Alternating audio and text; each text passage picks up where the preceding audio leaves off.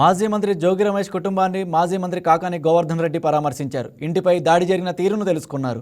ప్రశ్నించే గొంతులను నొక్కాలని చూస్తే ప్రజలే బుద్ధి చెప్తారని ఆయన ఆగ్రహం వ్యక్తం చేశారు. కూటమి ప్రభుత్వానికి వినాశనం మొదలైందని కాకాని వ్యాఖ్యానించారు.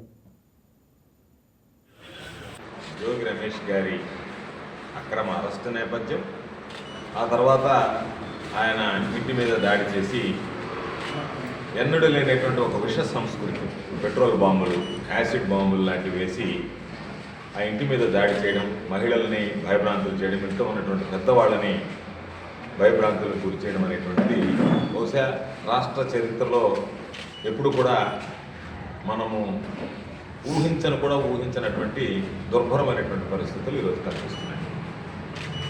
అంటే జోగి రమేష్ గారు అనేటువంటి వ్యక్తి జగన్మోహన్ రెడ్డి గారి పట్ల అత్యంత విశ్వాసం కలిగినటువంటి వాడు, వైఎస్ఆర్ కాంగ్రెస్ పార్టీకి వేర విధేయుడు. ఖచ్చితంగా ఈరోజు మేము అందరం కూడా జగన్మోహన్ రెడ్డి గారి బీఫారంతో శాసనసభ్యులమయ్యాం. ఆయన యొక్క ఆదరణతో ఈ రాష్ట్రానికి మంత్రులుగా సేవలు అందించేటువంటి అవకాశం కల్పించాడు. కాబట్టి ఖచ్చితంగా వైఎస్ఆర్ కాంగ్రెస్ పార్టీ పక్షాన నిలబడి తెలుగుదేశం ప్రభుత్వం, కూటమి ప్రభుత్వం, ఈ కూటమి పాలనలో జరిగేటువంటి అన్యాయాలు కానీ, అక్రమాలు కానీ, మోసాలు కానీ, మీరు హామీలని విస్మరించి ప్రజలు మోసగిస్తున్నటువంటి నేపథ్యంలో ఖచ్చితంగా గళమిప్పేటువంటి పరిస్థితి ఉంటుంది. దానికి సంబంధించి మాట్లాడతాం.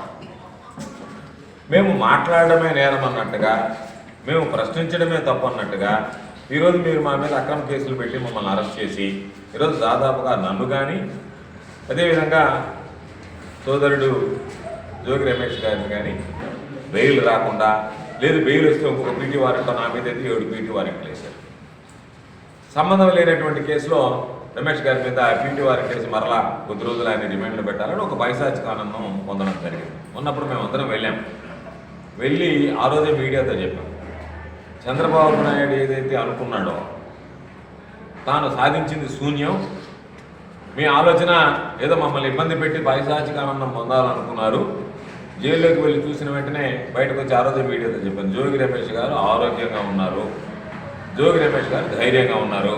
కాబట్టి చంద్రబాబు నాయుడు ఆలోచన వైఫల్యం చెందింది. మీరు మమ్మల్ని ఏదో పెడితే, మమ్మల్ని ఇబ్బందులు పెడితే, మేమేదో బాధపడితే ఆ బాధలో మీరు సంతోషం. ఈ వీడియో మీకు నచ్చినట్లయితే లైక్ చేయండి, షేర్ చేయండి, మా ఛానల్కి సబ్స్క్రైబ్ చేయండి.